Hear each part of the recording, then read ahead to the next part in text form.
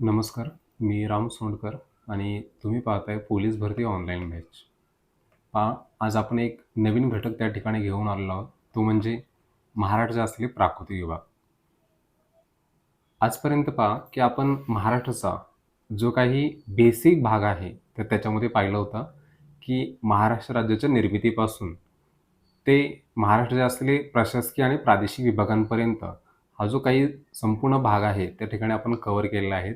आज आपण एका नवीन भागाकडे वळत आहोत. तो म्हणजे महाराष्ट्रात असलेला प्राकृतिक विभाग. इथून पुढे जो महाराष्ट्राचा जो कोर विभाग आहे, त्या ठिकाणी चालू झालेला आपल्याला पाहायला मिळतो. पहा, पोलीस भरती ऑनलाईन बॅचमध्ये मी राम सोंडकर तुम्हाला सध्या महाराष्ट्राचा भूगोल या ठिकाणी काय करतोय, शिकवतोय. चला, तर तुम्हाला थोडक्यामध्ये आपल्या एक्सलन्स टीमची त्या ठिकाणी ओळख करून देतो. पहा, पोलीस भरती ऑनलाईन बॅच करण्यासाठी तुम्ही आजच प्ले स्टोअरवरून एक्सलन्स एम-पी-एस-सी योगेश शिलार नावाचं ॲप त्या ठिकाणी डाउनलोड करायचं आहे आणि नवीन-नवीन माहिती तसेच विविध संपूर्ण क्लासेस जे काय आहेत, ते तुम्हाला या प्लॅटफॉर्मवर त्या ठिकाणी मिळाले जातील. पहा, गणित बुद्धिमत्तेसाठी राहुल धुमाळ सर आहेत. इतिहासासाठी गणेश सर आहेत. त्याच्यानंतरनं भूगोल मी स्वतः शिकवणार आहे. त्याच्यानंतरनं पुन्हा पंचायत राज, कॉम्प्युटर आणि अर्थशास्त्रासाठी गणेश वाघमोडे सर, तर मराठी, राज्यशास्त्र आणि विज्ञानासाठी योगेश सर त्या ठिकाणी तुम्हाला मार्गदर्शन करणार आहेत. कळतंय? पुढे आपण आपल्या मुद्द्याकडे त्या ठिकाणी जाऊया. त्याच्यापैकी असलेला पहिला जो भाग आहे प्राकृतिक विभागांचा, तो कोकण आणि एक्झॅक्टली प्राकृतिक विभाग काय आहे, ते आपण आजच्या या लेक्चरमध्ये पाहणार आहोत. पहा, महाराष्ट्राचे प्राकृतिक विभाग. आता भारतीय द्वीपकल्पीय पठारी प्रदेशांपैकी एक असलेल्या दख्खन पठाराचा, कोणत्या पठाराचा? तर दख्खन पठाराचा एक उपविभाग म्हणजेच महाराष्ट्र पठार होय. पहा, आपल्या या खंडप्राय असलेल्या भारत देशाचे जवळपास 5 प्राकृतिक उपविभाग पडतात. या 5 पैकी जो दख्खनेकडचा जो प्रदेश आहे, म्हणजे ज्याला आपण दख्खनचं पठार म्हणतो, त्याचा एक उपविभाग म्हणजे महाराष्ट्र पठार. परंतु पहा, राज्याच्या सर्वच प्राकृतिक रचना ही एकसारखी नसून त्याच्यामध्ये विविधता आढळते. अर्थात काय पहा, की राज्याच्या उत्तर भागामध्ये पूर्व पश्चिम दिशेने वसरलेली ही सातपुडा पर्वतरांग आहे. त्याच पद्धतीने पश्चिम दिशेला मग उत्तर दक्षिण भागामध्ये पसरलेली असलेली जी पर्वतरांग आहे, ती म्हणजे सह्याद्री. म्हणजे अशा 2 प्रमुख पर्वतरांगा या महाराष्ट्राच्या संदर्भामध्ये येताना आपल्याला पाहायला मिळतात. आपल्या देशामध्ये पहा, एकूण 7 प्रमुख पर्वतरांगा आहेत. त्याच्यापैकी 2 पर्वत श्रेणी आपल्या महाराष्ट्राशी संबंधित आहेत. पुढे मग या सह्याद्री पर्वतरांगेमुळे कोकण हा किनारपट्टीचा एक वेगळा प्राकृतिक विभाग त्या ठिकाणी निर्माण होतो. म्हणजे दख्खनच्या पठाराचं काय होतं, की मध्यवर्ती भागामध्ये त्या ठिकाणी सह्याद्री पर्वतरांगा असल्या कारणास्तव कोकण वेगळं झालेलं आहे आणि महाराष्ट्र पठार वेगळा झालेला आहे. अशा पद्धतीने या 3 भागांमध्ये या महाराष्ट्राचं आपण प्राकृतिक रचनेच्या दृष्टीने वर्गीकरण त्या ठिकाणी पाहू शकतो. पहा, तसेच सह्याद्री पर्वतरांगेतून महाराष्ट्र पठारावर काही उपरांगा देखील विस्तारलेल्या आहेत आणि त्यामुळे महाराष्ट्राच्या प्राकृतिक रचनेत अत्यंत विविधता आढळताना आपल्याला पाहायला मिळते. प्राकृतिक रचनेच्या दृष्टिकोनातून राज्याचे 3 भागात वर्गीकरण केलं जातं. एक किनारपट्टीचा प्रदेश म्हणजेच कोकण, उंचवट्याचा प्रदेश म्हणजेच पश्चिम घाट, अर्थात त्यास आपण महाराष्ट्रात सह्याद्री असं म्हणतो, आणि तिसरा विभाग म्हणजे पठारी प्रदेश, ज्याला दख्खनचं पठार किंवा विशेषत्वाने महाराष्ट्रामध्ये त्याला महाराष्ट्र पठार या नावाने ओळखण्यात येतं. पहा, तर आपण हे जे प्राकृतिक विभाग आहेत ते त्या ठिकाणी पाहूया, कशा पद्धतीने ते निर्माण झालेले आहेत. तर लक्ष द्या, इथे पहा, पश्चिमेकडच्या भागामध्ये अशा पद्धतीने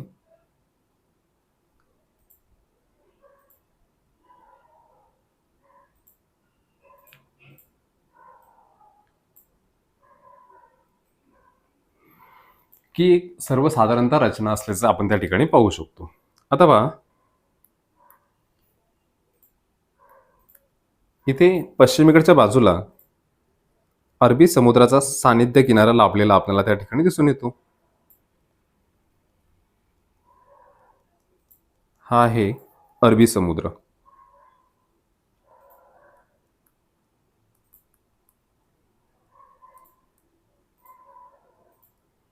कळते? याच्यानंतर ना पहा, द्वितीय क्रमांकाला म्हणजे हळूहळू जसजसं आपण पूर्वेला जाऊ तसतसे त्याचे 3 भागांमध्ये त्या ठिकाणी आपण वर्गीकरण करू शकतो. पहा, या ठिकाणी तुम्हाला मी वर्गीकरण दाखवतो.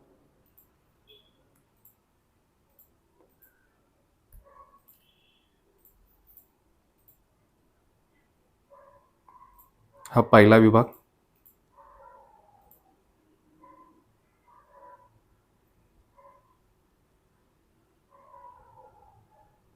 त्याच्यानंतरनं हा द्वितीय क्रमांकाचा विभाग आणि उर्वरित असलेला एकंदरीत तिसरा विभाग. म्हणजे अशा 3 भागांमध्ये हा संपूर्ण महाराष्ट्र त्या ठिकाणी वसलेला आपल्याला त्या ठिकाणी पाहायला मिळतो. तर पुढे पाहूया आपण की कोणकोणता प्रदेश आहे किंवा कोणकोणते प्राकृतिक विभाग कसे आहेत ते. पहा, जो पहिला हा जो विभाग आहे याला आपण किनारपट्टीचा प्रदेश अर्थात कोकण असं म्हणतो. कळते? या किनारपट्टीच्या प्रदेशाने आपल्या संपूर्ण महाराष्ट्र राज्याचा जवळपास 1.1% एवढा अल्पसा भाग त्या ठिकाणी व्यापलेला आपल्याला पाहायला मिळतो. कळते? पुढे द्वितीय क्रमांकाचा जो विभाग आहे तो म्हणजे उंचवट्याचा प्रदेश. आता या उंचवट्याच्या प्रदेशाला एकंदरीत भारतात विचार केला असता त्याला पश्चिम घाट म्हणतात आणि केवळ महाराष्ट्राचा विचार केला असता त्याला आपण सह्याद्री असं म्हणतो. या सह्याद्री पर्वतरांगेने पहा, आपल्या संपूर्ण महाराष्ट्राच्या एकूण भूमीचा जवळपास 12.2% भाग व्यापलेला आहे. कळते? त्याच्यानंतरनं तिसरा विभाग आहे तो म्हणजे महाराष्ट्र पठार किंवा त्याला आपण दख्खनचं पठार असं देखील म्हणतो. आणि हा महाराष्ट्र पठार हा आपल्या राज्यातील सर्वात मोठा असा प्राकृतिक विभाग आहे, ज्याने आपल्या संपूर्ण महाराष्ट्राचा जवळपास 86.7% भाग त्या ठिकाणी व्यापलेला आपणास दिसून येतो. मग अशा पद्धतीने ही महाराष्ट्राची प्राकृतिक रचना या ठिकाणी निर्माण झालेली आपल्याला पाहायला मिळतो. काही 2 वैशिष्ट्य आपण पाठीमागील प्रादेशिक विभागामध्ये त्या ठिकाणी पाहिली होती. त्यांचं तुम्हाला थोडक्यामध्ये फक्त विश्लेषण देतो. पहा या ठिकाणी तर की कोकण हा अतितीव्र असा भाग आहे. त्याच्या मानाने एकंदरीत जो सह्याद्रीचा जो पूर्वेकडचा जो उतार आहे तो अतिशय सौम्य स्वरूपाचा असलेला आपल्याला पाहायला मिळतो. या ठिकाणी पहा, सह्याद्री पर्वतरांगेचा जो उंचवट्याचा भाग आहे हा उंचवट्याचा भाग यास घाटमाथा असे म्हणतात. आणि सह्याद्री पर्वतरांगेचा जो पूर्वेकडचा जो काही उतरणीचा प्रदेश आहे या पूर्वेकडच्या उतरणीच्या प्रदेशाला इथे या भागामध्ये मावळ प्रांत असं म्हटलं जातं.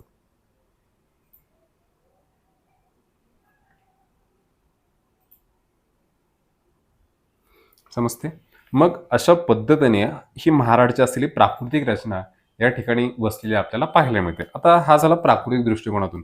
आता जर तुम्ही नकाशाच्या स्वरूपामध्ये जर विचार केला गेला तर महाराष्ट्र कसा वसलेला आहे ते तुम्हाला त्या ठिकाणी मी थोडक्यामध्ये दाखवतो. पहा, या ठिकाणी लक्ष द्या. महाराष्ट्राचे आपण प्राकृतिक विभाग त्या ठिकाणी पाहतोय. पहा, राज्याच्या पश्चिमवर्ती भागामध्ये या ठिकाणी पश्चिम घाट वसलेला आहे.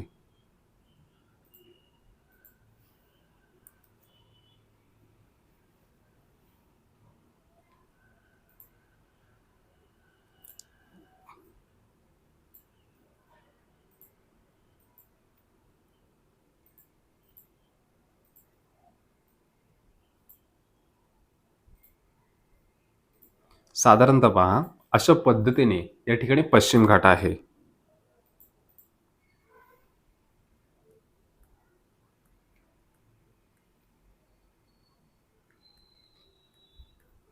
आता या पश्चिम घाटाच्या पूर्वेकडच्या बाजूला या ठिकाणी जो वसलेला जो प्रदेश आहे याला आपण एकंदरीत महाराष्ट्र पठार असं म्हणतो.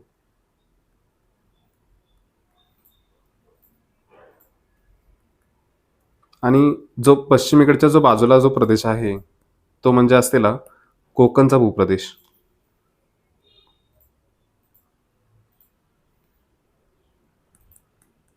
कोकण आणि कोकणाच्या पश्चिमेला काय आहे तर अरबी समुद्र. म्हणजे पहा या ठिकाणी की अरबी समुद्र आणि पश्चिम घाट याच्या दरम्यान कोकण आहे. पुढे कोकण आणि पश्चिम महाराष्ट्र याच्या दरम्यान पश्चिम घाट आहे आणि पश्चिम घाटाच्या पूर्वेला त्या ठिकाणी महाराष्ट्र पठार वसलेला आपल्याला पाहायला मिळतं. म्हणजे अशा पद्धतीने जर आपण विचार केला गेला महाराष्ट्र राज्याचा तर याच्यामध्ये पहा लगेच लक्षामध्ये येते आपल्याला की सर्वात मोठा प्राकृतिक विभाग म्हणजे कोणता आहे महाराष्ट्र पठार. एकदम सरळ साधा त्याच्यामध्ये प्रश्न तुम्हाला विचारण्यात येतो की राज्याचा सर्वात मोठा प्राकृतिक विभाग कोणता आहे तर तो म्हणजे महाराष्ट्र पठार. ज्याने आपल्या राज्याचा जवळपास 86.7% अर्थात राऊंड फिगर जर विचार केला गेला तर जवळपास 90% भूभाग या महाराष्ट्र पठाराने व्यापलेला त्या ठिकाणी आपणास पाहण्यास मिळतो. आजपासून आपण हे नवनवीन जे काही प्राकृतिक भाग आहेत ते त्या ठिकाणी पाहायला काय करूया सुरुवात. आता याच्यापैकी असलेला जो पहिला प्राकृतिक भाग आहे तो म्हणजे कोकण, नंतरनं द्वितीय क्रमांकाला सह्याद्री आणि तिसरा म्हणजे महाराष्ट्र पठार. याच क्रमाने आपण पुढे पाहूया. तर आपण सुरुवात करतो एकंदरीत पहिला असलेला किनारपट्टीचा प्रदेश अर्थात कोकण. आता पहा की हा जो कोकण आहे तो कोकण त्याची निर्मिती कशी झाली, कुठे विस्तारलेला आहेत, कशा पद्धतीने त्याच्यामध्ये कोणकोणत्या जिल्ह्यांचा समावेश होतो आणि त्याची काय काय महत्त्वपूर्ण वैशिष्ट्ये आहेत, याची सगळ्याची माहिती आपण या भागामध्ये काय करणार आहोत, घेणार आहोत. पहा की किनारपट्टीचा प्रदेश यालाच आपण कोकण असं थोडक्यामध्ये म्हणतो. महाराष्ट्राच्या अतिपश्चिमेस असलेला अरबी समुद्र कळते आणि दुसरा त्याच्या पूर्वेला असलेला म्हणजे पश्चिम घाट. याच पश्चिम घाटाला आपण महाराष्ट्रात काय म्हणतो, सह्याद्री. या दरम्यान दक्षिणोत्तर पसरलेल्या अतिशय लांबट, चिंचोळ्या आणि अरुंद प्रदेशास किनारपट्टीचा प्रदेश अर्थात कोकण किनारपट्टी असं म्हणण्यात येतं. समजते. पुढे पहा, सर्वसाधारणतः कोकण किनारपट्टीचा उतार हा पूर्वेकडून पश्चिमेकडच्या बाजूला आहे. कळते. अतिशय एकदम तीव्र उतार आहेत. आत्ताच आपण थोड्या वेळापूर्वी जी आकृती पाहिली होती त्याच्यामध्ये मी तुम्हाला ते दर्शवलेलं आहे. पुढे पहा, कोकण ही परशुरामाची भूमी आहे आणि सोबतच त्यास अपरांत या नावाने देखील ओळखलं जातं. पाठीमागे आपण प्रादेशिक विभाग पाहत असताना पाहिलं होतं की मूषक, अळूक आणि कूपक या नावाने देखील हे कोकणचा प्रदेश या ठिकाणी ओळखण्यात येतो. तसेच परशुरामाची जी आई आहे तिचं नाव कुकणा, तिचं वास्तव्य देखील या प्रदेशामध्ये असल्या कारणास्तव तिच्या नावाच्या अपभ्रंशच होऊन पुढे या ठिकाणी कोकण हे नाव पडल्याचं आपल्याला त्या ठिकाणी आपण पाहिलं. पुढे पहा की याची निर्मिती कशामुळे झाली ते आपण त्याच्यामध्ये पाहणार आहोत. आता निर्मितीचा विचार केला असता की महाराष्ट्र पठाराचा पश्चिमेकडचा जो काही भाग आहे म्हणजे ती एक समतल अशी जी काही भूमी आहे तो पश्चिमेकडचा भाग त्या ठिकाणी खाली खचला गेला आणि याच्यामुळे या कोकण किनारपट्टीची निर्मिती झाली. त्याला भौगोलिक भाषेमध्ये प्रस्तरभंग असं म्हणतात. जमीन खाली खचणे याला प्रस्तरभंग असं म्हणतात आणि त्याच्यामुळे या कोकण या अरुंद किनारपट्टीची निर्मिती झालेली आपल्याला पाहायला मिळतात. तुम्हाला सरळ साधं सिंपल एकदम वन लाइनरमध्ये प्रश्न त्या ठिकाणी विचारण्यात येतो की कोकण किनारपट्टीची निर्मिती कशामुळे झाली, तर एकदम थोडक्यामध्ये एका शब्दामध्ये त्याचं उत्तर असं आहे ते म्हणजे प्रस्तरभंग. कळते. पुढे आता विस्तार पाहूया. आता विस्तार दोन प्रकारे, एक भौगोलिक विस्तार आणि दुसरा असलेला म्हणजे राजकीय विस्तार. भौगोलिक विस्ताराचा विचार केला असता पूर्वेस मी मगाशी सांगितलं तुम्हाला की कोकणच्या पूर्वेकडच्या बाजूला या ठिकाणी काय वसलेलं आहे तर पश्चिम घाट आहे.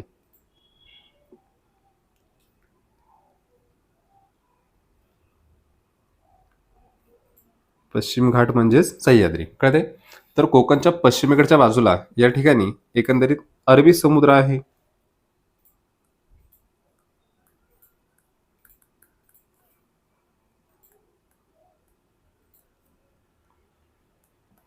या दोन नैसर्गिक सीमांच्या दरम्यान म्हणजे पूर्वेस पश्चिम घाट, त्याच्यानंतर पश्चिमेकडच्या बाजूला काय आहे त्या ठिकाणी अरबी समुद्र आहे. अगदी तशाच पद्धतीने पहा, उत्तरेस या ठिकाणी एक नदी वाहते. कोकणच्या उत्तर भागामधून ही नदी वाहत जाते. या नदीचं नाव आहे पहा दमणगंगा.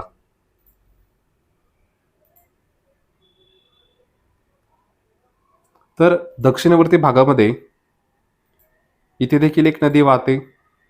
त्या नदीचं नाव आहे तेरेखोल. पहा, लक्ष द्या. पूर्वेस पश्चिम घाट, पश्चिमेला अरबी समुद्र, उत्तरेला दमणगंगा नदीपासून दक्षिणेला तेरेखोलपर्यंत या चारही बाजूंनी त्या ठिकाणी प्राकृतिक असलेल्या भूरचनेने हा कोकणचा भूप्रदेश त्या ठिकाणी वेढलेला आहे आणि याच त्याच्या एकंदरीत प्राकृतिक सरहद्द असताना आपल्याला पाहायला मिळतं. तर राजकीय विस्ताराचा विचार केला असता पहा, जर भारतामध्ये विचार केला तर गुजरातमधील सुरत पासून ते दक्षिणेला गोव्यापर्यंतची जी किनारपट्टीचा प्रदेश आहे अर्थात त्याला कोकण किनारपट्टी असं म्हणतात. आणि आपण फक्त महाराष्ट्राचा विचार केला असता पहा की महाराष्ट्रामध्ये उत्तरेला तुम्हाला माहिती आहे या ठिकाणी असलेला पालघर जिल्हा आहे, तर दक्षिणेला काय आहे सिंधुदुर्ग. मग या पालघर जिल्ह्यातील असलेल्या डहाणू पासून ते दक्षिणेला सिंधुदुर्ग जिल्ह्यातील असलेल्या वेंगुर्ल्यापर्यंत पर्टिक्युलरली महाराष्ट्राच्या संदर्भामध्ये कोकण किनारपट्टीचा विस्तार झालेला आपणास त्या ठिकाणी पाहण्यास मिळतो. पुढे लांबी पाहूया की कोकण किनारपट्टीला असलेल्या जो काही समुद्र किनारपट्टी आहे, या समुद्र किनारपट्टीची लांबी जवळपास 720 किलोमीटर लांबीची आहे. उत्तरेस डहाणूपासून दक्षिणेला असलेल्या वेंगुर्ल्यापर्यंत. आता पहा, ही कोकण किनारपट्टी आहे, ती सरळ एकसारख्या रेषेमध्ये नाहीये. तर ती काय झालेली आहे, ठिकठिकाणी वक्राकार स्वरूपामध्ये आहेत. म्हणजे कुठेतरी जे समुद्राचं जे पाणी आहेत, ते भूमीच्या आतमध्ये शिरलेले आहेत, पुन्हा बाहेर आलेले आहेत, पुन्हा आतमध्ये. अशा स्वरूपाची त्याची जी रचना आहे, ती आपल्या साधारणतः जे दात आहेत, दातांचे जे काही खळे आहेत, त्याच्या स्वरूपानुसार याची रचना आहेत आणि त्याच्यामुळे या किनारपट्टीला दंतूर किनारपट्टी असं म्हणण्यात येतं. समजते? पुढे पाहूया आपण की कोकण किनारपट्टीला किती किलोमीटर लांबीची आणि कोणकोणत्या जिल्ह्याला किती किती किलोमीटर लांबीचा सागरी किनारा आहे. आता कोकणातील लाभलेल्या या 720 किलोमीटर लांबीचा जो सागर किनारपट्टी आहे, ती देशाच्या जवळपास 9.58% इतकी आहे. कळतंय? आता पाहूया आपण मग ती किनारपट्टी कोणकोणत्या जिल्ह्यांना आहे ते. या ठिकाणी रत्नागिरी जिल्हा ज्याला सर्वाधिक जास्त आहे, जवळपास 237 किलोमीटर लांबीचा सागरी किनारा त्याला लाभलेला आहे. द्वितीय क्रमांकाचा जिल्हा तो म्हणजे रायगड, 122 किलोमीटर किनारपट्टी रायगड जिल्ह्याला आहे. तिसरा क्रमांक येतो सिंधुदुर्ग जिल्ह्याचा, 120 किलोमीटर. आता पहा, जो चौथा क्रमांक आहे तो एकत्रितपणे मुंबई शहर आणि मुंबई उपनगर यांना लाभलेला आहे. तो आहे 114 किलोमीटर. पुढे पाचवा क्रमांक आहे पालघरचा, 102 किलोमीटर. आणि शेवटचा जो क्रमांक आहे तो म्हणजे ठाणे, 25 किलोमीटर. आता परिस्थिती दृष्टीने महत्त्वाचं काय आहे, तर दोन मुद्दे या ठिकाणी महत्त्वाचे आहेत की राज्यामध्ये सर्वाधिक जास्त सागर किनारपट्टी लाभलेला जिल्हा म्हणजे कोणता? रत्नागिरी, किती? 237 किलोमीटर. आणि सर्वात कमी म्हटलं तर कोणता आहे? ठाणे, किती? केवळ 25 किलोमीटरचा सागरी किनारा त्या ठिकाणी लाभलेला आपल्याला पाहायला मिळतो. या ठिकाणी मांडलेला आहे. आणि एक साधा सगळा प्रश्न असा देखील विचारतात की राज्याच्या पश्चिमेला कोकण किनारपट्टीला कोणता समुद्र किनारा लाभलेला आहे? तो म्हणजे कोणता? अरबी समुद्र. पुढे रुंदी पाहूया कोकण किनारपट्टीची. या ठिकाणी पहा की कोकण किनारपट्टीची जी रुंदी आहे, अत्यंत अरुंद असा भूभाग आहे. एकदम निमुळता किंवा चिंचोळा असा भूभाग त्या ठिकाणी आपण पाहू. पहा, त्याची समुद्र सपाटीपासून म्हणजे जी किनारपट्टीपासूनची जी रुंदी आहे ती साधारणतः 30 ते 60 किलोमीटर आहेत. अर्थात पहा, उत्तरेला रुंदी जास्त आहेत आणि जसजसं आपण दक्षिणेला येऊ तसं त्याची रुंदी त्या ठिकाणी कमी होताना दिसून येते. उत्तरेला या ठिकाणी उल्हास नदीचं खोरं अत्यंत महत्त्वपूर्ण ठरतं. या भागामध्ये उल्हास नदी अशा पद्धतीने जाऊन त्या ठिकाणी दोन खाड्यांनी अरबी समुद्राला मिळते, वसईची खाडी आणि ठाण्याची खाडी. तर या उल्हास नदी खोऱ्यामध्ये कोकणची रुंदी सर्वाधिक आहे, जवळपास 100 किलोमीटर पर्यंत आहे.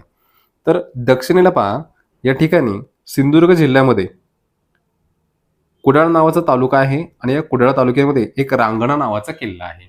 याच्या जवळ कोकण किनारपट्टीची रुंदी अत्यंत कमी म्हणजे जवळपास केवळ 40 किलोमीटर एवढी त्याची रुंदी असताना त्या ठिकाणी आपल्याला पाहायला मिळते. याच्यावर आपण एक सरासरी अनुमान काढू शकतो की कोकण किनारपट्टी पहा, याची एकंदरीत जी रुंदी आहे ती 30 ते 60 किलोमीटर आहेत. अर्थात सरासरीचा विचार केला गेला असता त्याची जवळपास रुंदी 45 किलोमीटर असताना त्या ठिकाणी आपल्याला पाहायला मिळते. पुढे उंचीचं प्रमाण त्या ठिकाणी पाहूया. समुद्र सपाटीपासून कोकणची उंची, आता तो तीव्र असल्या कारणास्तव उंचीचं प्रमाण अत्यंत कमी आहे. कोकण किनारपट्टीची समुद्र सपाटीपासून उंची 5 पासून ते 300 मीटर पर्यंत असताना दिसून येते. तर कोकणातील उंची जरी 300 मीटर पर्यंत असेल तरी काही ठिकाणं मात्र ही अति उंचावर वसलेली त्या ठिकाणी आपल्याला पाहायला मिळतात. ते ठिकाणं कोणती आहेत ते पहा, मी या ठिकाणी मांडतो. कोकणातील जे सर्वाधिक उंचावरचं काही महत्त्वपूर्ण ठिकाणांमध्ये या ठिकाणी रायगड जिल्ह्यामधील असलेल्या रायगड किल्ल्याचा समावेश होतो.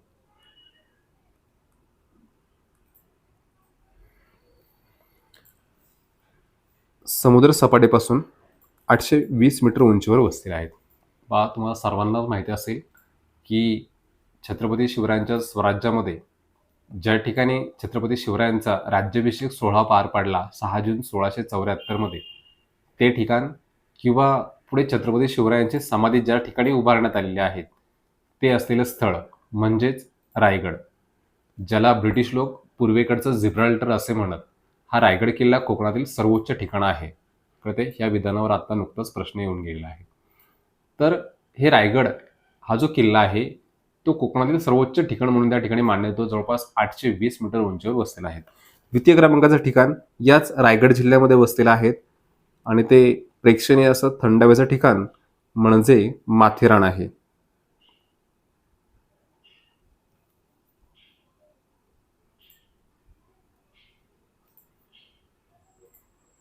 माथेरान.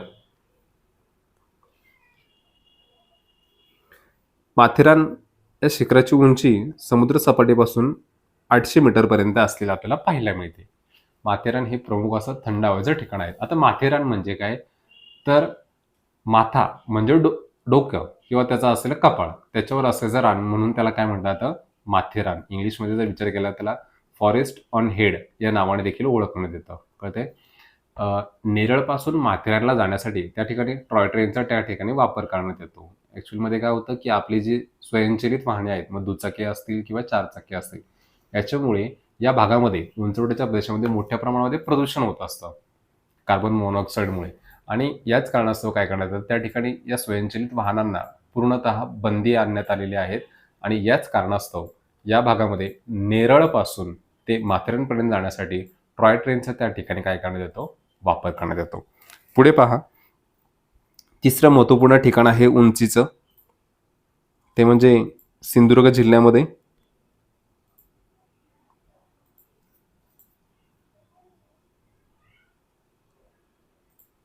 ते आहे आंबोली. हे ठिकाण मात्र तुम्हाला सर्वांनाच माहिती असावं.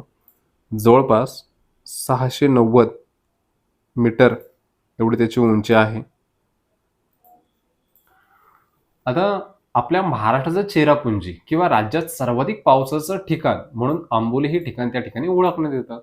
त्याची उंची समुद्र सपाटीपासून 690 मीटर इतकी असताना त्या ठिकाणी आपल्याला पाहायला मिळते. म्हणजे पहा, ही आहे कोकणातील असलेली महत्त्वपूर्ण उंचावरचे ठिकाण. पुढे आपण कोकणचं क्षेत्रफळ त्या ठिकाणी पाहूया. कोकणचं जे क्षेत्रफळ आहे ते जवळपास 30,900 कोकणचं जे क्षेत्रफळ आहे ते 30,000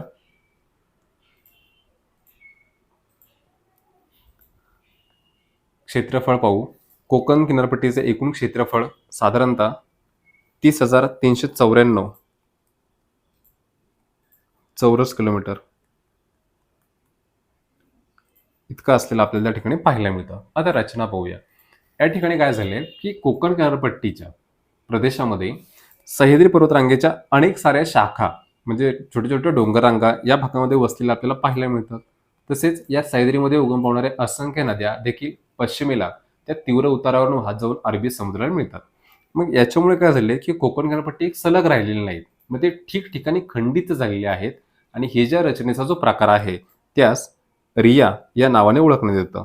एक साधा सरळ प्रश्न विचारतो की कोकण किनारपट्टी कोणत्या स्वरूपाची आहे, तर ती रिया प्रकारची असताना त्या ठिकाणी आपल्याला पाहायला मिळतं. आता याचं उत्तर तर तुम्हाला सर्वांनाच माहिती आहे की कोकण किनारपट्टीच्या प्रदेशामध्ये किती जिल्हे समाविष्ट होतात, तर ते किती आहेत? 7 जिल्हे. आपण डिटेल्समध्ये प्रशासकीय विभाग आणि प्रादेशिक विभागांमध्ये ते संपूर्ण जिल्हे त्याच्यामध्ये घेतले होते. तरी देखील पाहू, या ठिकाणी पहा, कोकणामध्ये हे 7 जिल्हे उत्तर दक्षिण क्रम त्यांचा त्या ठिकाणी सांगतो. पहिला आहे तो म्हणजे पालघर, द्वितीय क्रमांकाचा जिल्हा ठाणे, तिसरा मुंबई उपनगर, चौथा मुंबई शहर, पुढे रायगड, नेक्स्ट रत्नागिरी,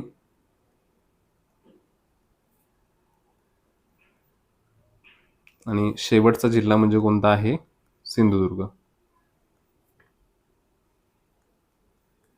अशा पद्धतीने की कोकण या किनारपट्टीच्या प्रदेशामध्ये या महत्त्वपूर्ण 7 जिल्ह्यांचा त्याच्यामध्ये काय होतो? समावेश होतो. पुढे तर पाहूया आपण की हे जे 7 जिल्हे आहेत त्यांचे उपविभाग कशा पद्धतीने केले जातात. पहा, या ठिकाणी कोकणचे 2 प्रकारे उपविभाग केले जातात. एक राजकीय आणि दुसरा असेल म्हणजे भौगोलिक किंवा प्राकृतिक. आता राजकीय विभाग पहा की कोकणच्या प्रदेशामधून एक प्रमुख अशी सावित्री नावाची नदी वाहते. पहा, या ठिकाणी सातारा जिल्ह्यामधील महाबळेश्वर या ठिकाणी ही सावित्री नदी उगम पावते. आता तिथे महाबळेश्वरचा विचार केला गेला तर ते एकाच ठिकाणी जवळपास 5 नद्यांचं उगमस्थळ आहे. त्याच्यामध्ये कृष्णा, वेण्णा, कोयना, सावित्री आणि गायत्री अशा वेगवेगळ्या नद्या उगम पावतात. त्याच्यापैकी 2 नद्या सावित्री आणि गायत्री या कोकणामध्ये वाहत जातात. तर उर्वरित नद्या या पश्चिम महाराष्ट्रामध्ये म्हणजे पूर्वेकडच्या उताराने वाहत जातात. तर पहा इथे सावित्री नदी उगम पावते. पुढे ती सावित्री नदी महाबळेश्वरमधून या ठिकाणी रत्नागिरी आणि रायगड या दोन्ही जिल्ह्यांच्या सीमावर्ती भागामध्ये वाहते व या ठिकाणी बाणकोटच्या खाडीने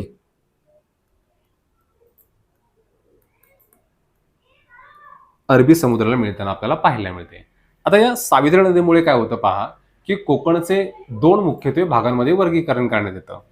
एक सावित्री नदीच्या उत्तरेकडचा जो प्रदेश आहे त्याला आपण उत्तर कोकण असं म्हणतो आणि दक्षिणेकडचा जो भाग आहे त्याला आपण दक्षिण कोकण असं म्हणतो. पहा ही आहे ती सावित्री नदी. आणि मग उत्तर कोकणामध्ये एकंदरीत महत्त्वपूर्ण 5 जिल्ह्यांचा समावेश होतो. तर कोकणामध्ये असलेल्या 7 जिल्ह्यांपैकी जे उर्वरित 2 जिल्हे आहेत त्यांचा समावेश दक्षिण कोकणामध्ये झालेला आपल्याला पाहायला मिळतो. मग ते जिल्हे कोणते आहेत ते त्या ठिकाणी पाहूया आपण. पहा या ठिकाणी उत्तर कोकणामध्ये पहा पहिला जिल्हा आहे तो म्हणजे पालघर. द्वितीय क्रमांकाचा जिल्हा ठाणे. पुढे मुंबई उपनगर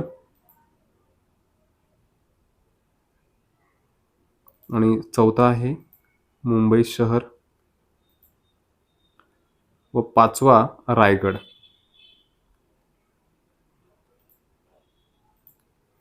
कळते हे उत्तर कोकणामध्ये समाविष्ट असणारे जिल्हे. आता दक्षिण कोकणामध्ये पाहूया. पहा इथे 2च येतात. एक म्हणजे रत्नागिरी आणि दुसरा म्हणजे सिंधुदुर्ग.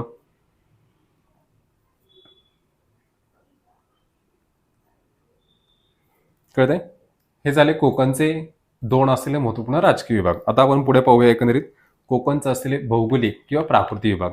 आता प्राकृतिक राजकीय दृष्टिकोनातून विचार केला असता देखील कोकणचे 2च विभागांमध्ये त्या ठिकाणी वर्गीकरण करण्यात येतं. पहा ते वर्गीकरण कशा पद्धतीने करतात ते अगोदर सांगतो. की उंचीचा विचार केला असता कोकणची समुद्र सपाटीपासून उंची 5 मीटर पासून ते मॅक्स टू मॅक्स 300 मीटर पर्यंत आहे. मग या भागामध्ये पहा की उत्तरेला पालघर पासून ते दक्षिणेला सिंधुदुर्ग पर्यंत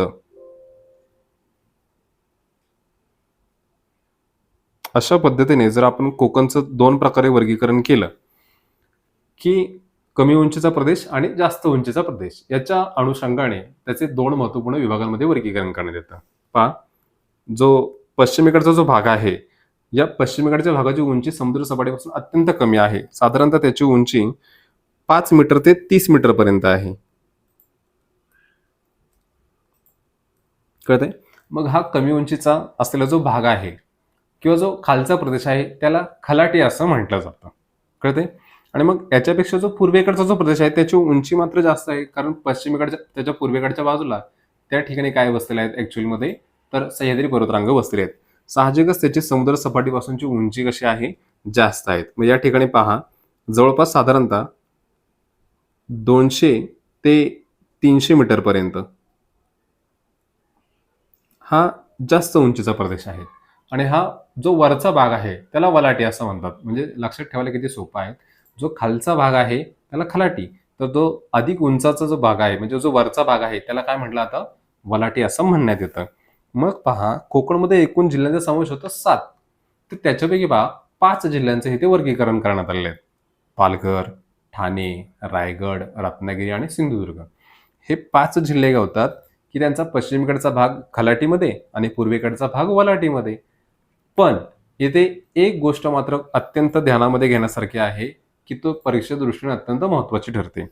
त्याच्यामध्ये पहा की मुंबई शहर आणि मुंबई उपनगर हे जे दोन्ही जिल्हे आहेत इथे वसलेले, इथे एक आणि इथे एक, कळते हे दोन्ही जिल्हे पूर्णतः खलाटीच्या प्रदेशामध्ये समाविष्ट होतात. आणि याच्यावर त्या ठिकाणी पोलीस भरती असेल किंवा आयोगाने देखील वारंवार प्रश्न विचारले त्या ठिकाणी आपल्याला पाहायला मिळतात.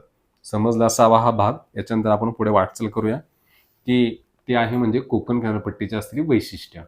आता पाहूया, की कोकण किनारपट्टीची वैशिष्ट्य काय आहेत? त्याच्यामध्ये आपण महत्त्वपूर्ण एकंदरीत 4 वैशिष्ट्ये पाहणार आहोत, ज्याच्यामध्ये कोकणामध्ये असलेल्या खाड्या, कोकणामध्ये असलेले वेगवेगळ्या स्वरूपाचे पुळण, त्याच्यानंतरनं बंदर आणि नेक्स्ट आणि लास्ट असेल ते म्हणजे कोकणामध्ये असलेले बेटे. तर आपण सुरुवात खाड्यांपासून करूया. सर्वप्रथम तर तुम्हाला मी खाडी म्हणजे काय आहे, ते त्या ठिकाणी सांगतो आणि नंतरनं खाड्या कोणत्या आहेत ते पाहू. पहा, की कोकण किनारपट्टीच्या प्रदेशामध्ये सह्याद्री पर्वतरांगेच्या उत्तरावरनं पश्चिमेकडच्या बाजूला असंख्य नद्या उगम पावतात. अतिशय तीव्र वेगाने त्या नद्या वाहत जाऊन त्या ठिकाणी अरबी समुद्राला मिळतात. आता भरतीच्या वेळेस या अरबी समुद्राचं जे काही खारं पाणी आहे, ते नदीच्या मुखापर्यंत म्हणजे आतमध्ये शिरतं. आता समुद्राचं पाणी हे खारं असतं, नदीचं पाणी हे एकंदरीत गोडं असतं आणि मग ज्या प्रदेशामध्ये हे खारं पाणी नदीच्या मुखामध्ये जातं, त्या दलदलयुक्त प्रदेशास थोडक्यात खाडी असे म्हणतात. या खाडीचं जे पाणी आहे, ते निमखाऱ्या स्वरूपाचं असताना आपल्याला पाहायला मिळतात.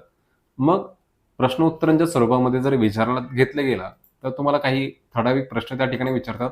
अगोदर ते प्रश्न सांगतो आणि नंतर आपण एक-एक वार त्या ठिकाणी जिल्हावार काय करूया, सर्व खाड्या पाहूया. पहा, कोकणातील सर्वाधिक उत्तरेकडची खाडी कोणती? असा जर प्रश्न केला गेला, तर कोकणातील सर्वाधिक उत्तरेकडची खाडी आहे ती म्हणजे बोर्डी तलासरी. इथे पहा दमणगंगा नदी वाहते. तिच्यावरती एक खाडी आहे, तिचं नाव आहे बोर्डी तलासरी.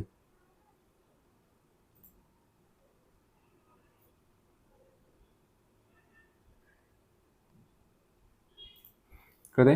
कोकणातील सर्वाधिक दक्षिणेकडची खाडी हा देखील पुढचा प्रश्न विचारण्यात येतो. तिचं नाव आहे ते म्हणजे तेरेखोल. आणि कोकणातील सर्वाधिक मोठी खाडी हाही प्रश्न आहे. याच्यामध्ये पहा, इथे वसलेली खाडी आहे ती, तिचं नाव आहे पहा धरमतरची खाडी.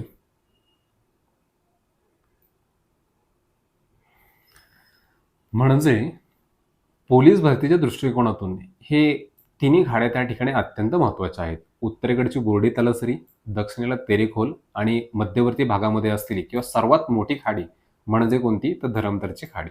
कळते? मग त्या कोणत्या नद्यांवर आहेत, काय आहेत, त्या आपण नदी प्रणाली या टॉपिकमध्ये त्या ठिकाणी डिटेल्समध्ये पाहणार आहोत. बाकीच्या कोणकोणत्या जिल्ह्यामध्ये कोणकोणत्या खाड्या येतात ते त्या ठिकाणी सांगतो पहा, की पालघर जिल्ह्याचा विचार केला असता पहा, उत्तरेकडून सुरुवात पहिली बोर्डी तलासरी, डहाणू, दातीवरा आणि वसई या महत्त्वपूर्ण 4 खाड्यांचा समावेश होतो. पुढे ठाणे जिल्ह्यामध्ये एकच खाडी आहे ती म्हणजे ठाण्याची खाडी. ठाणे आणि वसई या दोन्ही खाड्या उल्हास नदीपात्रामुळे त्या ठिकाणी निर्माण झालेल्या आहेत. नेक्स्ट मुंबई उपनगरामध्ये 3 खाड्या आहेत. त्याच्यामध्ये मानोरी, मालाड आणि माहीम या 3 खाड्यांचा त्या ठिकाणी समावेश होताना आपल्याला पाहायला मिळतो. तर शहरमध्ये आता उपनगर आणि शहर याच्यामध्ये जर विभागणी केली आपण तर ह्या दोन्ही खाड्या जवळपास या दोन्ही जिल्ह्यांमध्ये असताना त्या ठिकाणी आपल्याला पाहायला मिळते. पुढे रायगड जिल्हा, रायगडमध्ये पहा ज्या काही खाड्या आहेत त्याच्यामध्ये धरमतर, रोहा, पनवेल, राजापुरी आणि बानकोट अशा महत्त्वपूर्ण खाड्यांचा त्या ठिकाणी समावेश होतो. इथे धरमतरची खाड्या आपण त्या ठिकाणी लिहिल्या आहेत. त्याच्यानंतर रोहा, पुढे पनवेल, राजापुरी आणि बानकोट.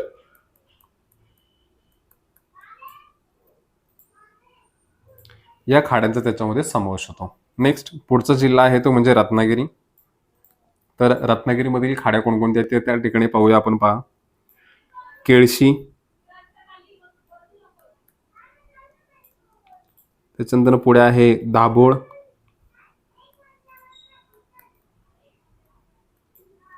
पुढे जयगड, नेक्स्ट भाटेची खाडी, पूर्णगड, जैतापूर आणि सीमावर्ती भागामध्ये असलेली ती म्हणजे विजयदुर्ग. म्हणजे दोन्ही जिल्ह्यांच्या सीमेवर आहे ती म्हणजे विजयदुर्ग. अशा पद्धतीने या रत्नागिरी जिल्ह्यामध्ये काय झालेल्या आहेत, खाड्या वसलेल्या आहेत. पुढे शेवटचा जिल्हा तो म्हणजे असेल सिंधुदुर्ग. या सिंधुदुर्गमधल्या खाड्या पहा. देवगड, पुढे आचरा, नेक्स्ट कालावली, पुढे कर्ली आणि शेवटी आहे ती म्हणजे कोणती, तेरेखोल, जिला आपण सुरुवातीलाच त्या ठिकाणी मांडलेली आहे. आता पहा, मी याच्यापैकी ज्या काही खाड्या आहेत त्या तुम्हाला एकदम ट्रिक्सच्या माध्यमातून अत्यंत सोप्या स्वरूपामध्ये त्या ठिकाणी समजावून देतो. पहा की सुरुवातीच्या या 3-4 फक्त लक्षात ठेवा. पालघर, ठाणे, मुंबई उपनगरामधल्या बाकीच्या ज्या 3 जिल्हे आहेत उर्वरित रायगड, रत्नागिरी, सिंधुदुर्ग ह्याच्यामध्ये खाड्यांची संख्या जास्त आहे. एकदम सोप्या स्वरूपामध्ये सांगतो, लक्ष द्या. की रायगड जिल्ह्यामध्ये पहा, समजा असं की एक काय आहे की राजा आहे आणि तो राजा थोडासा घाबरट म्हणजे भित्र स्वरूपाचा आहे. जो व्यक्ती रणांगणामधून त्या ठिकाणी पळून म्हणजे युद्धाला सामोरं न जाता त्या ठिकाणी पळून जातो त्याला आपण रणभीरू असं म्हणतो. परंतु त्याची जी माता आहे ती अत्यंत धाडशी आहे आणि शूर आहे. ती त्या राजाला सांगते, त्याला धैर्य देते, की "बाबा काय कर राजा, हा जो धनुष्यबाण आहे किंवा जे तलवार आहे ते घे आणि तो युद्धाला त्या ठिकाणी सामोरे जा." मग त्याची माता त्या राजाला काय सांगते पहा, "धर पकड राजा बाण." काय सांगते? "धर पकड राजा बाण." याच्यावरनं या संपूर्ण रायगड जिल्ह्यामधल्या ज्या काही खाड्या आहेत त्या ठिकाणी कंप्लीट होतात. पहा, ट्रिक्स लिहून देतो इथे. धर पकड राजा बाण. कळतंय? हा झाला रायगड जिल्हा. धर वर्ण धरमतरची खाडी, र वर्ण पुढे रोहाची खाडी, पुढे पकड वर्ण पनवेलची खाडी, राजा राजापूरची खाडी आणि बाण वर्ण बाणकोटची खाडी. नेक्स्ट पुढे आहे म्हणजे जिल्हा रत्नागिरी. ते पण ट्रिक्सच्या माध्यमातून देतो. पहा, एक मुलगा आहे, त्याचं नाव आहे केदार जय भाटिया. समजतंय? आणि काय झालेलं आहे की तो रणांगणामध्ये तो युद्ध खेळला आणि तो युद्ध त्या ठिकाणी जिंकलेला आहे. म्हणजे त्याचा पूर्णतः त्या ठिकाणी विजय झालेला आपल्याला पाहायला मिळतो. समजतंय? ट्रिक्स आहे की जी रत्नागिरी जिल्ह्यांची खाड्यांची आपण त्या ठिकाणी पाहू शकतो की केदार जय भाटिया यांचा पूर्ण जयविजय झाला. पहा, ट्रिक्स इथे लिहितो. केदार जय भाटिया हे एका मुलाचं नाव आहे आणि तो रणांगणामध्ये युद्ध खेळतोय आणि त्याचा काय झालंय, पूर्णतः विजय झालेला आहे. म्हणजे पूर्णतः जिंकलेला आहे तो.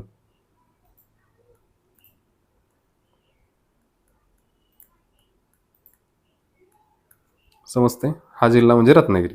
आता के वर्ण केळशीची खाडी, दा वर्ण दाभोळची खाडी, जयगड, भाटिया वर्ण भाटेची खाडी, पूर्णगड, जय वर्ण जैतापूर आणि विजय वर्ण विजयदुर्ग. संपलं. एकदम सीधं साधं, एकदम सिंपलचा असा भाग. पुढे शेवटचा जिल्हा म्हणजे सिंधुदुर्ग.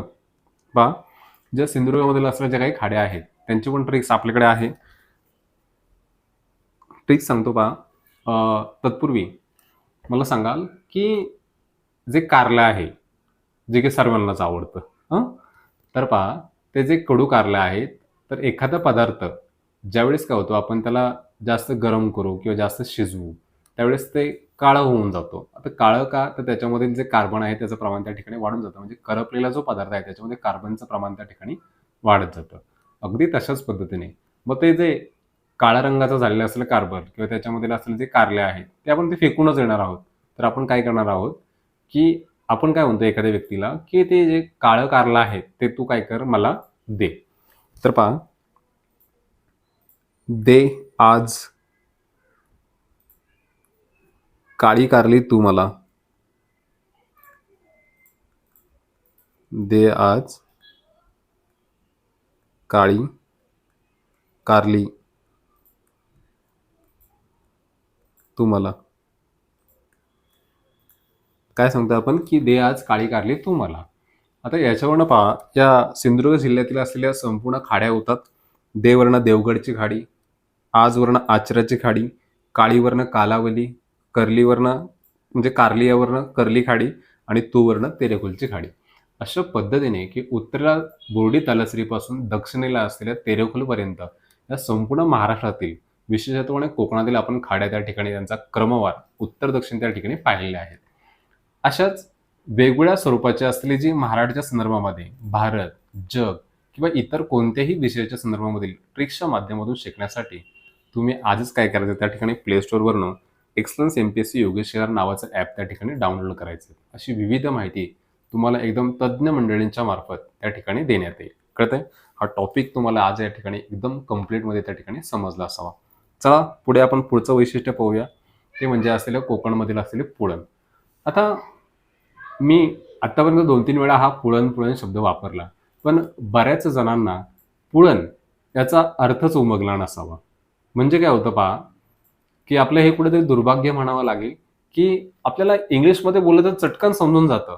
पण मराठीमधून बोललं तर हे मराठीचे प्रतिशब्द आपल्याला ते समजतच नाहीत. आता याच्यापैकी पण कितीतरी जणांना पुळण या शब्दाचा अर्थ उमगला नसावा. तर पुळण म्हणजे काय? तर पहा मित्रांनो, पुळण म्हणजे इंग्लिशमध्ये सांगितलं तर लगेच समजेल हां. हे मात्र लक्षात घ्या. पुळण म्हणजे असतो बीच. काही जणांच्या तर डोळ्यासमोर लगेच चित्र पण तरळलं असेल की बीच. तर पुळण याला इंग्लिश शब्द आहे तो म्हणजे बीच. कळते? त्याला आपण एकंदरीत चौपाटी असं देखील त्या ठिकाणी म्हणू शकतो. तर आपल्या महाराष्ट्राच्या किनारपट्टीवर कोकण हा निसर्ग सानिध्य संपन्न असा भूप्रदेश आहे. म्हणजे आपल्या राज्याचं वैभव म्हणून आपण त्या ठिकाणी कोकणला त्या ठिकाणी ओळखतो. कळतंय? मग या कोकण किनारपट्टीवर पालघरपासून सिंधुदुर्गपर्यंत जे काही 7 जिल्हे आहेत त्याच्यामध्ये असंख्य बीच किंवा पुळण वसलेले त्या ठिकाणी आपल्याला पाहायला मिळतात. कळतंय? पर्यटनाच्या दृष्टिकोनातून आणि जे काही तेथील स्थानिक लोक आहेत त्यांचा असलेला जो काही आर्थिक जो उदरनिर्वाह होतो तो मुख्यत्वे या पर्यटनाच्या दृष्टीने केलेला आपल्याला पाहायला मिळतो. मग पाहूया आपण कोकण किनारपट्टीवर कोणकोणते महत्त्वाचे पुळण आहेत. आता हे पुळण या ठिकाणी परीक्षेच्या दृष्टीने देखील महत्त्वाचे ठरतात. तुम्हाला सरळ सरळ साधा सिंपल एखादा प्रश्न विचारतात की हरिहरेश्वर नावाचं असलेलं पुळण हे कोणत्या जिल्ह्यामध्ये आहेत? मग त्यावेळेस तुम्हाला ते सांगता येणं काय आहे आवश्यक आहे. तर पाहूया आपण प्रत्येक जिल्हा वाईज असलेले वेगवेगळे पुळण. पहा इथे पालघर जिल्ह्यामध्ये डहाणू, सातपाटी आणि केळवा हे 3 महत्त्वपूर्ण बीच असताना त्या ठिकाणी आपल्याला पाहायला मिळतात. याच्यापैकी महत्त्वपूर्ण म्हणजे सातपाटी बीच.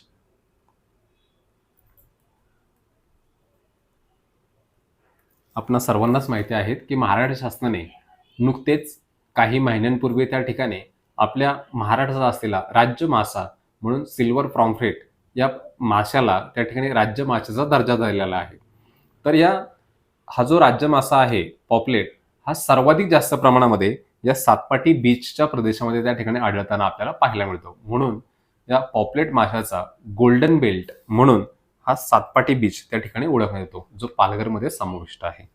पुढे ठाणे जिल्ह्यामध्ये उड्डाणा नावाचा बीच असताना त्या ठिकाणी आपल्याला पाहायला मिळतो. नेक्स्ट मुंबई उपनगरमध्ये पहा वर्सोवा, मानोरी, मालाड आणि माहीम हे महत्त्वपूर्ण बीच असताना त्या ठिकाणी आपणास दिसून येतो. याच नावाच्या आपण खाड्या मुंबई उपनगरामध्ये आत्ताच थोड्या वेळापूर्वी पाहिल्या होत्या. पुढे पाहूया की मुंबई शहरामध्ये पहा या ठिकाणी जुहू चौपाटी, पुढे दादर, गिरगाव, अक्सा असे महत्त्वपूर्ण बीच वसलेले त्या ठिकाणी आपल्याला पाहायला मिळतात. पहा पाठीमागे एक कोणता तरी मूवी आला होता त्याच्यामध्ये या अक्सा बीचची संदर्भामध्ये एक गाणं त्या ठिकाणी प्रदर्शित करण्यात आलं होतं. मे बी अमिताभ बच्चनचं काहीतरी ते गाणं असतं त्या ठिकाणी आपल्याला पाहायला मिळतं. कळतंय? पुढे पुढचा जिल्हा आहे तो म्हणजे रायगड.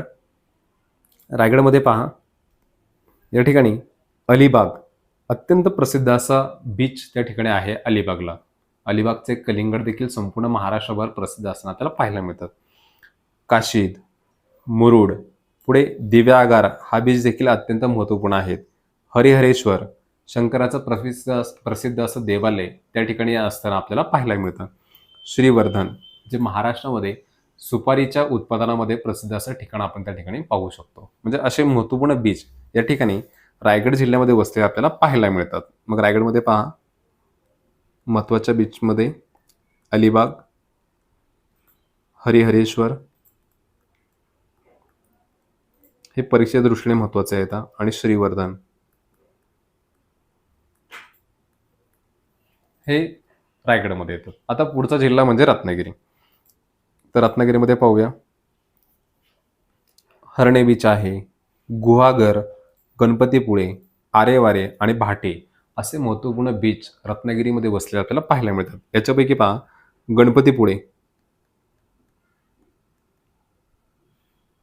हा बीच रत्नागिरीमधील एक प्रसिद्ध बीच तर आहेच, शिवाय या ठिकाणी गणपतीचं जागृत असं देवस्थान असेल त्या ठिकाणी आपल्याला पाहायला मिळतो. मराठी सिनेमांमध्ये याच्यावर आधारित देखील एक मूव्ही त्या ठिकाणी आलेला आपल्याला पाहायला मिळतो.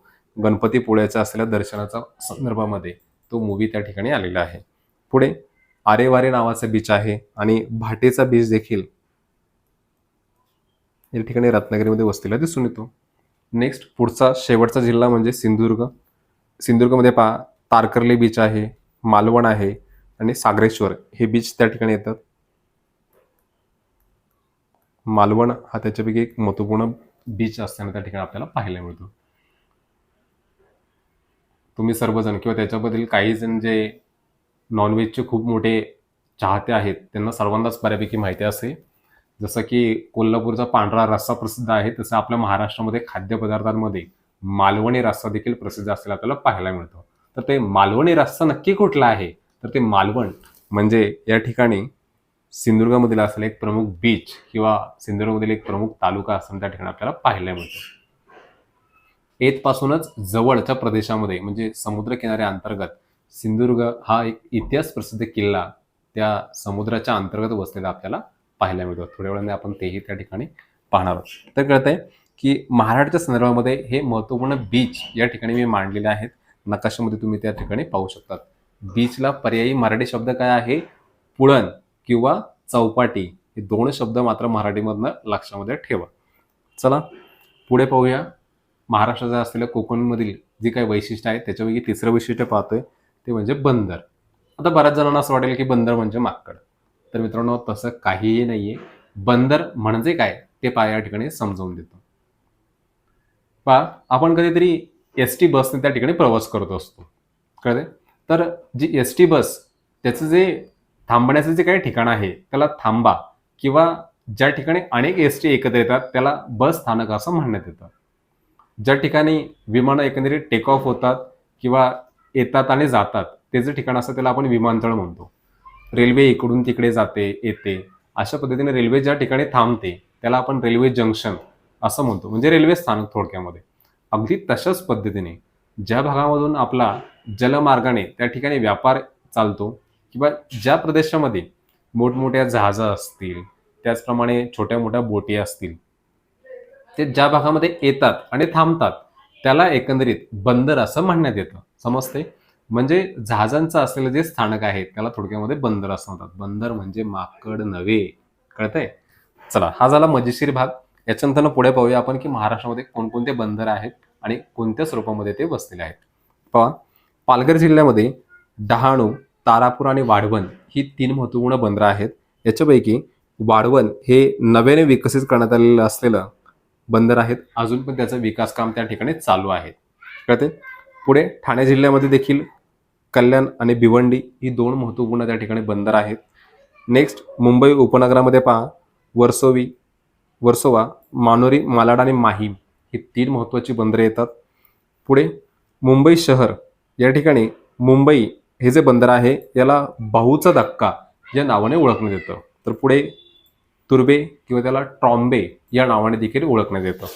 नेक्स्ट पुढचा जिल्हा तो म्हणजे रायगड. रायगडमध्ये पहा, पनवेल, पुढे नावाशेवा अथवा त्याला जैन पेठी असं म्हणण्यात येतं. पहा, मुंबई हे भारतातील सर्वात मोठं असं नैसर्गिक बंदर आहे. परंतु काय आहे की ते बंदर लोकसंख्येच्या मानाने विचार केला असता त्या बंदरावर मोठ्या प्रमाणामध्ये ताण पडायचं. म्हणजे जे सेवा सुविधा आहेत त्यांची कुठेतरी अपुऱ्या सेवा सुविधा होत असताना आपल्याला पाहायला मिळतं. मग मुंबई बंदरावरचा हा जो ताण आहे तो कमी करण्यासाठी महाराष्ट्र शासनाने काय करण्यात आले की मुंबईपासून एकदम जवळच रायगड जिल्ह्यामध्ये उरण तालुक्यामध्ये नावाशेवा या ठिकाणी एक बंदर उभारण्यात आलं. जवळपास मे 1989 मध्ये हे बंदर त्या ठिकाणी उभारलेले आहे आणि या बंदराला स्वतंत्र भारताचे असलेले पहिले पंतप्रधान जवाहरलाल नेहरू यांचं नामावेदन त्या ठिकाणी दिलेलं आपल्याला पाहायला मिळतं. त्याच्यामुळेच हे नावाशिवा बंदर जवाहरलाल नेहरू पोर्ट ट्रस्ट अर्थात शॉर्टमध्ये JNPT या नावाने ओळखण्यात येतं. कळतंय? पुढे आहे अलिबाग, दिघी बंदर हे देखील रायगड जिल्ह्यामध्ये समाविष्ट होतात. नेक्स्ट रत्नागिरी बंदर, रत्नागिरी जिल्हा. रत्नागिरीमध्ये पहा या ठिकाणी जयगड किंवा आंग्रे बंदर आहेत आणि हे जयगड आंग्रे बंदर म्हणजेच रत्नागिरी बंदर म्हणून देखील ओळखले जाते. आपल्या महाराष्ट्रातलं पहिलं खाजगी क्षेत्रातील बहुउद्देशीय बंदर म्हणून हे जयगड किंवा आंग्रे बंदर त्या ठिकाणी ओळखण्यात येतं. तुम्हाला माहिती असेल मित्रांनो, शिव कालखंडामध्ये छत्रपती शिवरायांच्या आरमाराचे जे प्रमुख होते ते म्हणजे कान्होजी आंग्रे. अर्थात त्यांच्याच नावावरनं या बंदराला आंग्रे बंदर म्हटलं गेल्याचं आपल्याला समजतं. पुढे पहा पूर्णगड, जैतापूर, विजयदुर्ग अशी देखील काही बंदरं या ठिकाणी रत्नागिरी जिल्ह्यामध्ये वसलेले आपल्याला पाहायला मिळतात. नेक्स्ट पुढचा जिल्हा आहे तो म्हणजे सिंधुदुर्ग. सिंधुदुर्गमध्ये पहा या ठिकाणी देवगड, पुढे आहे आचरा आणि वेंगुर्ला अशी महत्त्वपूर्ण बंदरं त्या ठिकाणी वसलेली आहेत. त्याच्यापैकी अत्यंत महत्त्वाचं म्हणजे आहे रेड्डी बंदर. आता रेड्डी बंदर महत्त्वाचं का? तर MPSC आयोगाने असेल, कंबाईन असेल किंवा आपली पोलीस भरती देखील असेल, याच्याकरता वारंवार आयोगाने या रेड्डी बंदरावर त्या ठिकाणी प्रश्न विचारलेला आपल्याला पाहायला मिळतो. आता प्रश्न काय विचारतात? तर पहा की कोकण किनारपट्टीच्या दक्षिण भागात आणि कोल्हापूरच्या प्रदेशामध्ये जांभा खडकामध्ये मोठ्या प्रमाणात लोह खनिज सापडलं जातं. आता हे लोह खनिज मोठ्या प्रमाणात या रेड्डी बंदरामधून जपानला त्या ठिकाणी निर्यात करण्यात येते आणि याच कारणास्तव त्या रेड्डी बंदरावर वारंवार त्या ठिकाणी प्रश्न विचारले आपल्याला पाहायला मिळतात. पहा रेड्डी बंदरामधून जपानला मोठ्या प्रमाणात त्या ठिकाणी कशाची निर्यात केली जाते? तर लोह खनिजाची निर्यात होते. कळते? पुढे कोकण किनारपट्टीचा वैशिष्ट्यापैकी असलेलं चौथं वैशिष्ट्य त्या ठिकाणी आपण पाहतोय तो म्हणजे असतील एकंदरीत महाराष्ट्रातील असलेली बेटं किंवा कोकण किनारपट्टीची बेटे. आता कोणकोणती बेटं वसलेली आहेत ते त्या ठिकाणी मांडतो पहा मी. कोकण किनारपट्टीच्या प्रदेशामध्ये या ठिकाणी सुरुवातीचा जर विचार केला गेला तर पालघर आणि ठाणे या जिल्ह्यांमध्ये फार काही बेटांचा समावेश होत नाही किंवा अत्यंत महत्त्वपूर्ण नाही आहेत. नेक्स्ट मुंबई उपनगरापासून दक्षिण सिंधुदुर्गपर्यंत जाऊया. पहा मुंबई उपनगरामध्ये म्हड आणि साष्टी ही दोन महत्त्वाची बेटं आहेत.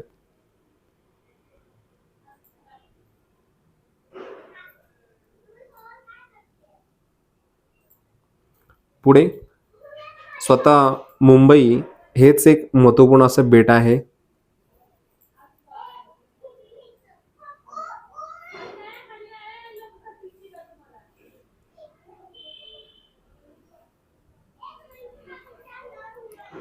पुढचा जिल्हा याच्यानंतर पाहूया तो म्हणजे रायगड. त्याच्यामध्ये कोणकोणत्या बेटांचा समावेश होतो पहा या ठिकाणी कुलाबा,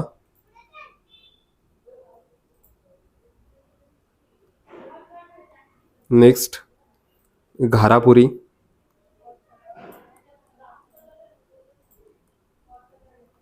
पुढे उंदेरी, खांदेरी, जंजिरा आणि कासा,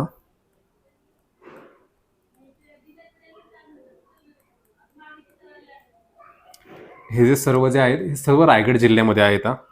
पुढे रत्नागिरी जिल्हा. रत्नागिरीमध्ये जुवे नावाचं बेट आहे.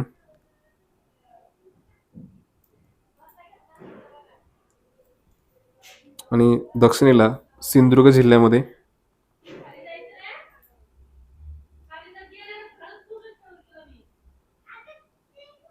कुर्टे नावाचं बेट वसलेलं आहे. पहा की उत्तर दक्षिण या ठिकाणी मी तुम्हाला त्या ठिकाणी क्रम मांडलेला पाहायला मिळतो. आता हा जसाच्या जसा उत्तर दक्षिण क्रम त्या ठिकाणी आहे अगदी तशाच पद्धतीने काही थोडक्यामध्ये बेटांची वैशिष्ट्ये त्या ठिकाणी सांगतो पहा. या ठिकाणी मड आणि साष्टी ही जी बेटे आहेत ते उपनगर आणि ठाण्याच्या परिसरामध्ये समाविष्ट होतात. या ठिकाणी ते साष्टी म्हणजेच सालसेट नावाचे बेट होय. कळते? तर साष्टी बेटावर साष्टी नावाचा किल्ला आढळताना आपल्याला पाहायला मिळतो. पुढे मुंबई हे 7 बेटांचं शहर असल्याचं त्या ठिकाणी आपल्याला पाहायला मिळतं. आता ती 7 बेटं कोणकोणती आहेत ते पहा या ठिकाणी सांगतो मी. की असं समजा की मध्यवर्ती भागामध्ये ते म्हणजे मुंबई आहे,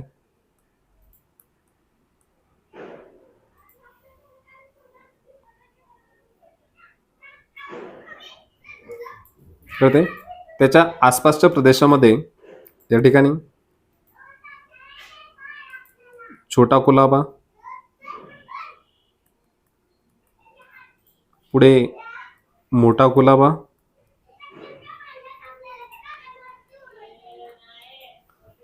त्याच्यानंतर ना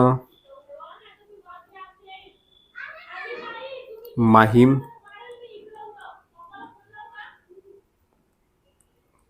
परळ, वरळी,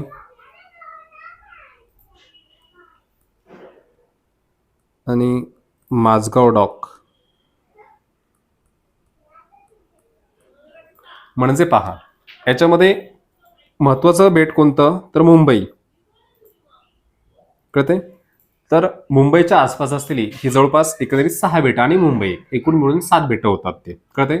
तर हा जो 7 बेटांचा जो प्रदेश आहे, कळते, तो अशा वेगवेगळ्या स्वरूपामध्ये होता. पुढे ते एकत्र करण्याचं कार्य एका ब्रिटिश अधिकाऱ्याने करण्यात आलं. त्याचं नाव आहे जेरॉल्ड अंजियर.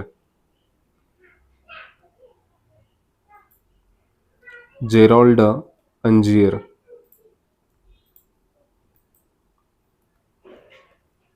त्या ब्रिटिश अधिकाऱ्याने ही 7 बेटे एकत्र करण्याचं कार्य केलं आणि त्याच्यामुळे आधुनिक मुंबईचा निर्माता म्हणून या जेरॉल्ड अंजियरला त्या ठिकाणी ओळखण्यात येतं. आणि अशा पद्धतीने हे बेटे एकत्र करून त्यांनी मुंबई हा जो जिल्हा आहे आपल्या राज्याचा किंवा आपल्या महाराष्ट्राची जी काही राजधानी आहे तो त्या ठिकाणी निर्माण केलं असल्याचं आपल्याला पाहण्यास मिळतं. तर पहा, मुंबई झालं, त्याच्यानंतर ना कुलाबा, घारापुरी, उंदेरी, खांदेरी, जंजिरा आणि कासा हे अत्यंत महत्वपूर्ण म्हणजे असंख्य बेटा रायगड जिल्ह्यामध्ये आहेत. त्याच्यामुळे बेटांचा जिल्हा किंवा सागरी किल्ल्यांचा जिल्हा म्हणून या रायगडला त्या ठिकाणी ओळखण्यात येतं. मिठागराचा जिल्हा पण रायगडला त्या ठिकाणी आपण म्हणतो. पहा, तर महत्वाचा मुद्दा असा आहे, तर या बेटांवर साधारणतः त्याच नावाचे किल्ले त्या ठिकाणी वसलेले आपल्याला पाहायला मिळतात. जसं की पहा, कुलाबावर कुलाबा किल्ला आहे, उंदेरी खांदेरीवर त्याच नावाचे किल्ले आहेत, जंजिऱ्यावर जंजिराचा किल्ला, कासा किल्ला असं. याच्यामध्ये महत्वाचं म्हणजे हा की जे काही घारापुरी बेट आहे, या घारापुरी बेटावर एक इतिहास प्रसिद्ध लेणी वसलेली आहे. त्या लेणीला घारापुरी लेणी असंच म्हणण्यात येतं. तर पहा, या घारापुरी लेणीच्या प्रवेशद्वारावर जो काही हत्ती आहे, हा जो प्राणी आहे, त्या हत्ती या प्राण्याचं जे काही शिल्प आहे त्या ठिकाणी बनवण्यात आलं होतं. आणि हत्तीला इंग्लिशमध्ये आपण काय म्हणतो, तर एलिफंट. या हत्तीचं जे शिल्प आहे म्हणजे त्याचा सुरुवातीचा जो काही भाग आहे तोंडाचा, म्हणजे त्याची सोंड असेल, दंतसुळे असतील किंवा काय, तर तो प्रदेश तो जो भाग आहे त्याचं शिल्प त्या प्रवेशद्वारावर त्या ठिकाणी लावण्यात आलं होतं. आणि ही लेणी सर्वप्रथम ज्यावेळेस ब्रिटिशांना आढळली त्यावेळेस त्यांनी त्या लेणीला पुढे एलिफंटा हे नाव दिल्याचं आपल्याला पाहायला मिळतं. म्हणून आपण घारापुरी लेणीला अजून एक एलिफंटा या नावाने देखील ओळखतो. पहा, आपल्या महाराष्ट्रातील जी काही जागतिक वारसा स्थळे आहेत त्याच्यामध्ये देखील या घारापुरी अथवा एलिफंटा लेणीचा त्या ठिकाणी समावेश झाल्याचं आपल्याला पाहायला मिळतं. पुढे रत्नागिरीमध्ये जुवे नावाचे बेट आहे. नंतर ना कुरटे बेट. आता पहा, सिंधुदुर्ग जिल्ह्यामध्ये असलेले हे कुरटे नावाचे बेट आहे. या कुरटे बेटावर पहा, छत्रपती शिवरायांचे तत्कालीन जे वास्तुविशारद होते ते वास्तुविशारद यांनी या कुरटे बेटावर मुख्यत्वे म्हणजे असलेला जो सिंधुदुर्ग नावाचा जो किल्ला आहे त्या ठिकाणी उभारलेला आपल्याला पाहायला मिळतं. तर माझा प्रश्न असा आहे की ते वास्तुविशारद कोण होते की ज्यांनी सिंधुदुर्गाचा किल्ला उभारला, ते तुम्ही मला त्या ठिकाणी कमेंटमध्ये सांगणार आहात. अत्यंत महत्त्वाचा प्रश्न आहे. आपण महाराष्ट्रामध्ये राहतो तर महाराष्ट्राची सर्वांगीण माहिती असणं आपल्याला त्या ठिकाणी गरजेचं आहे. पहा की मराठ्यांना शेवटपर्यंत त्या ठिकाणी काबीज न करता येणारा किल्ला म्हणजे जंजिरा किल्ला होय, जो शेवटपर्यंत त्या ठिकाणी पोर्तुगीजांच्या ताब्यामध्ये असलेल्या त्या ठिकाणी आपल्याला पाहायला मिळतं. म्हणजे शेवटपर्यंत तो सिद्धींच्या ताब्यामध्ये होता आणि तो किल्ला कधीच मराठ्यांना काबीज न करता आल्या कारणास्तव छत्रपती शिवरायांनी काय करण्यात आलं की त्या जंजिरेला तह देण्यासाठी किंवा जंजिरेला प्रतिशह देण्यासाठी छत्रपती शिवरायांनी या ठिकाणी कुरटे बेटावर तो महत्त्वपूर्ण असा जो किल्ला उभारला गेला तो म्हणजे कोणता आहे, सिंधुदुर्ग. अशा पद्धतीने ही जी कोकणची जी वैशिष्ट्य आहेत ती या ठिकाणी काय झालेली आहेत, संपलेली आहेत. मी असं म्हणेल की तुम्हाला ही विविध स्वरूपाची माहिती एकदम ट्रिक्सच्या माध्यमातून म्हणा किंवा एकदम डिटेल्समध्ये या पाठामध्ये आपण त्या ठिकाणी पाहिलेले आहेत. अशा पद्धतीने आजचं आपण जे लेक्चर आहे या ठिकाणी त्याला पूर्णविराम देत आहोत.